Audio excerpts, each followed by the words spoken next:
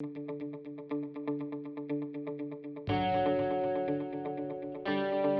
morning. My name is Chris Fox, and today we're talking about advertising for authors who hate math, which I'm going to go way out on a limb and guess is probably most of the authors that I know.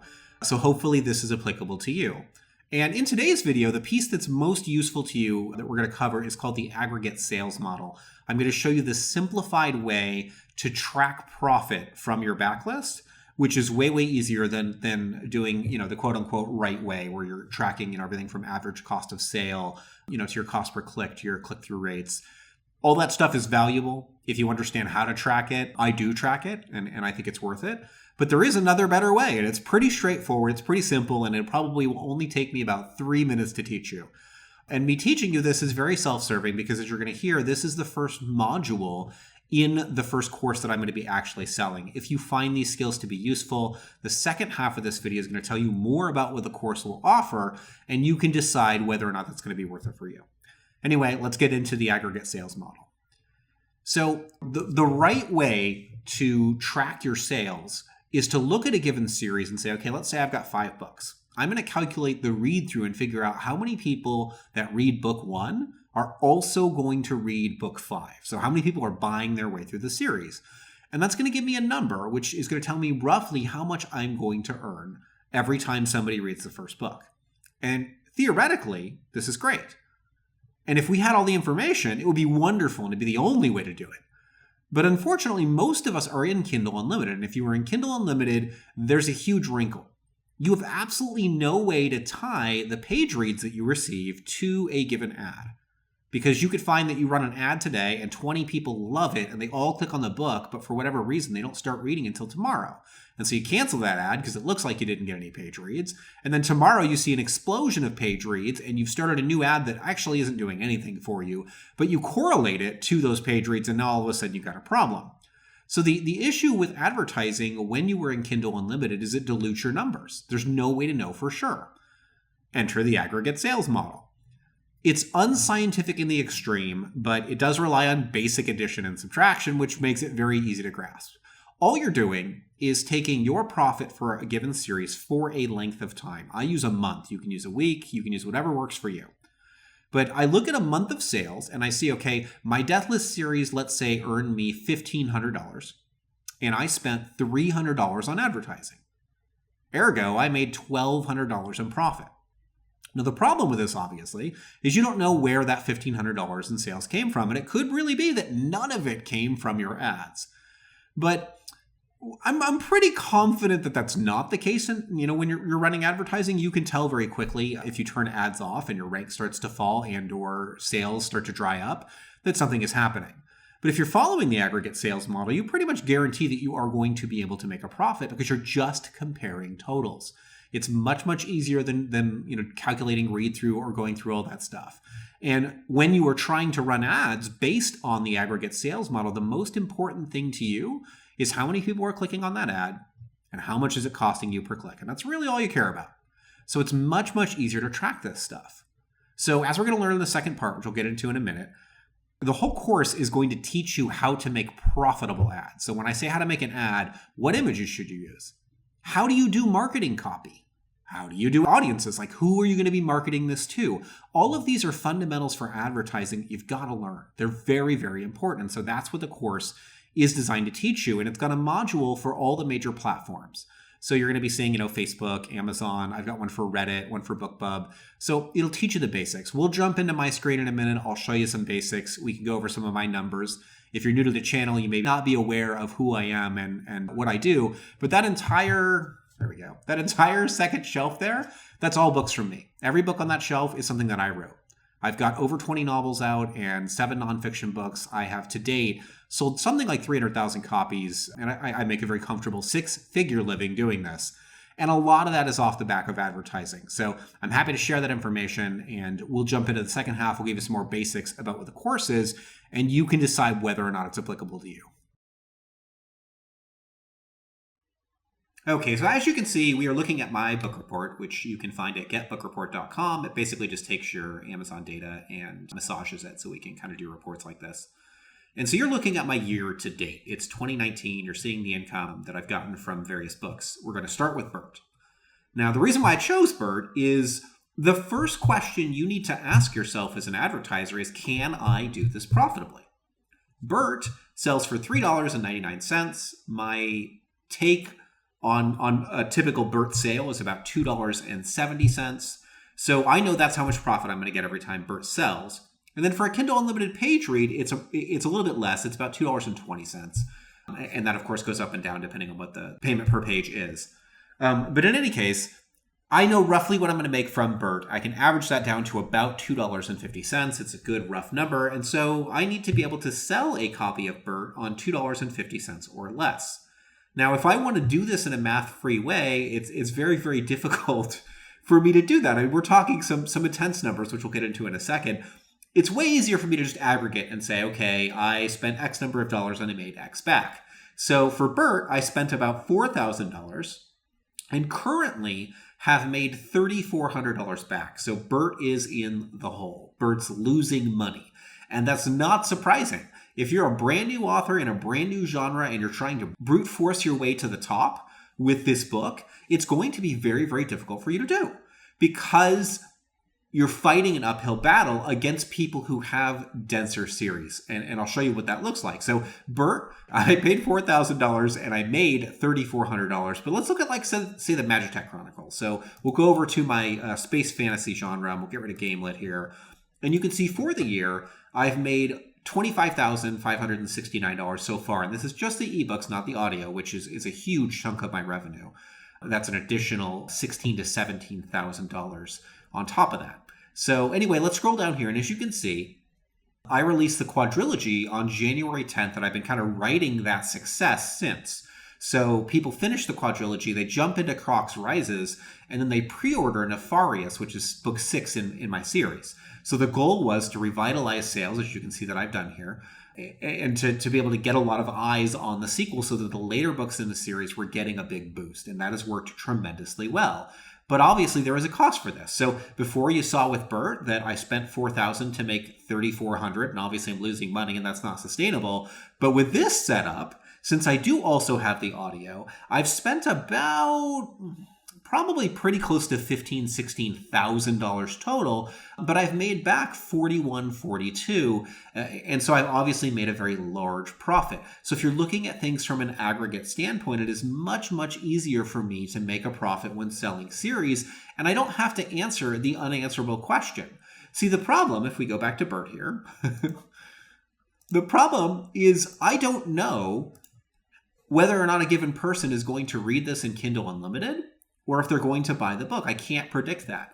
And I don't know if somebody does get it for Kindle Unlimited, if they borrow the book and never read it, if they read the first 5 pages and decide that it's not funny and never go back to it. There's no way for me to associate these Kindle page reads down here with actual users and a percentage of sales. I just can't do that. And so when I've got a first book, I typically say to myself, okay, I either accept that I'm going to lose a little money, or I don't advertise it. I put together a few $5 a day rather, Facebook and Amazon ads for it, and I might cap it at, let's say, $10 a day or whatever I can afford as an author, and do no more than that and not try to advertise my way into the top 100. It certainly can be profitable if you explode outward and Amazon loves your book and they start peddling it to users. But in most cases, you're just going to lose money. And it makes more sense to wait until you have a situation like I do with the Magitech Chronicles where I've got those 6 books out. So that's the whole point behind aggregate sales. And the idea is you can spend a lot less time working on your ads, and instead of worrying about how much, sell-through you've got from book to book, you can focus on more important information. So I spend more time. What we're looking at here is my Facebook ads for Bert. I spend time focusing on ad copy. So we're going to look at my Bert ad for Marvel, which just went live today. It doesn't have any data yet, but I just want to drill down to the ad itself so you can see what that looks like. Okay. Work with me, Facebook. All right, there we go. So we'll drill down to the ad level. And I call this one bias friend copy because, as you'll see in a moment, I mentioned my bias friends. And I'll go to edit since this is the fastest way for me to see this ad. And here's the ad itself. How does a one hit point goblin become the Dark Lord? Hilariously. That's performed very well in the Amazon version of the ad, so I'm using it here as well. But because this is a Marvel audience, I added one of the comments that showed up in my reviews. So somebody described it there as the Deadpool of Gamelit. But since this is a Marvel audience and they don't know what Gamelit is, I'm saying it's the Deadpool of humorous fantasy, since that'll convert better, I hope. If you grew up slinging dice, playing RPGs, and gaming with friends, then you're going to love Bert, the author's totally biased friend. So here's my copy for this ad. And I'm focusing more on spending my time on making ads like this and on coming up with better ideas, better graphics, different types of art, excerpts from books, fun quotes. In short, I'm spending more time experimenting and less time trying to fiddle with keywords and get the absolute lowest cost per click that I can. I run a lot of experiments like this. Some of those ads perform very, very well. Some of them perform terribly, like absolutely terribly. And those ones get canceled. And so what I'll do is I'll take an ad, like let's say right now it looks like Bert's anime audience here is doing the worst of them. I'm still happy at 39 cents per click. This is an old ad. You can see it's already had over 1,000 clicks. And CPC tends to go up, cost per click tends to go up over time. So it's getting close to the point where soon I'll probably want to cancel it. I don't want to get too much higher than that. And I'm pretty sure I can make a new ad and make it perform better and get me a lower cost per click. So what I'll do in that instance is I'll kill this one. And this one's getting $10 a day. So I'll take that $10 a day and I'll make a brand new ad. Or I'll take, let's say the Marvel ad is performing better. I'll go ahead and feed the budget to that ad. So as long as you're doing this every single day and you're looking at your cost per click either on Amazon or on Facebook, you can continuously prune the bad ads, work on getting better copy for the good ads, and you're working towards a budget. So you can say, okay, I'm not going to spend any more than $300 in a given month on Bert. And if you only have one book out, maybe you're saying, okay, I've only got $100 to spend all month, for my one book. Whatever your budget is, every single day you want to split it amongst some ads, and every single day you want to kill the ones that are not performing and try some new ones and see how they perform. And as long as you continue to refine, that's how you get better at advertising, because you're going to start spotting trends. You're going to start figuring out, oh, this is the type of image that my reader wants to see. And they tend to really like excerpts from the book rather than like markety quotes, or vice versa.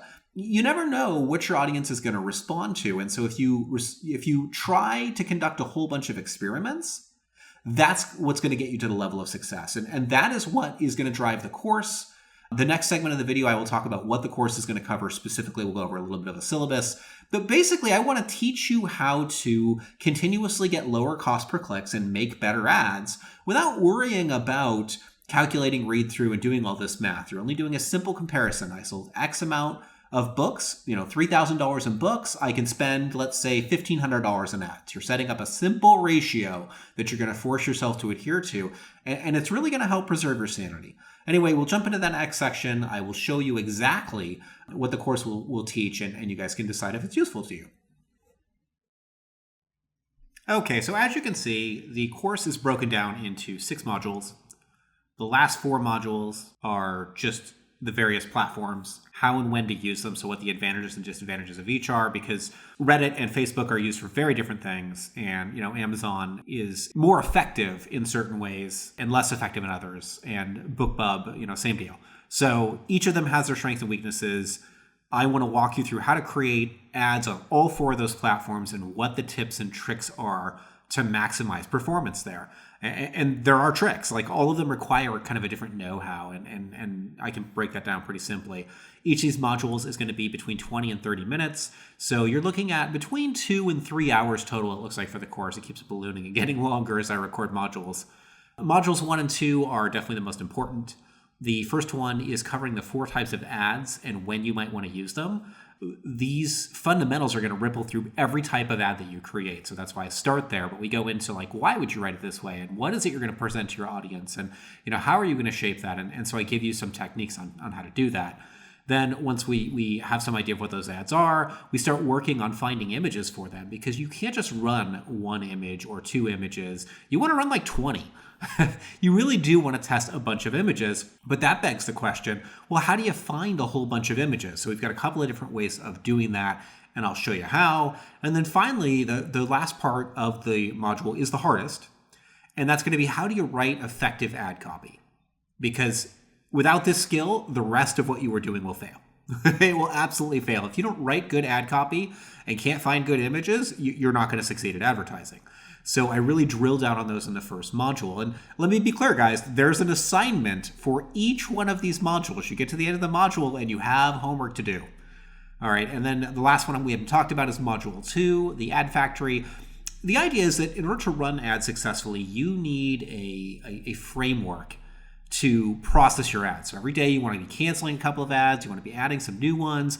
This gives you a system for doing that, and it sets it up so you're spending 30 minutes or less a day to make sure that you're managing your ads in kind of a maintainable way. Because if you make it too long, if it requires like 2 hours for you to look at your ads, then your brain is going to recoil and you're not going to actually want to do that work. So you need a system to get it down to 30 minutes a day and to keep it nimble.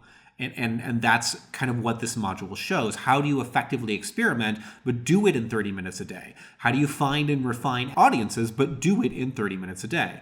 And then, of course, the last module is all that boring math stuff. It is important for you to understand how cost per click, conversion, average cost of sale, what these things mean and how they work. And so I have one part of it, one quarter of module 2 is devoted to all that stuff and covers what these terms mean and how to use them. So you're going to come out of this course with a whole bunch of ads for each of these platforms. And it's important to note, you don't actually have to spend any money. You don't have to run the ads. You just have to create them. So if all you have to your name is $100, which will be the cost of the course, and you decide for some reason this is the best way to spend that $100, and you don't have any money to run ads, you can at least put ads together using the course and practice everything here. Although honestly, if you're at a point where $100 is all you have, I wouldn't buy the course. I would instead use that $100 probably to experiment with advertising or save up until I had more money to work with.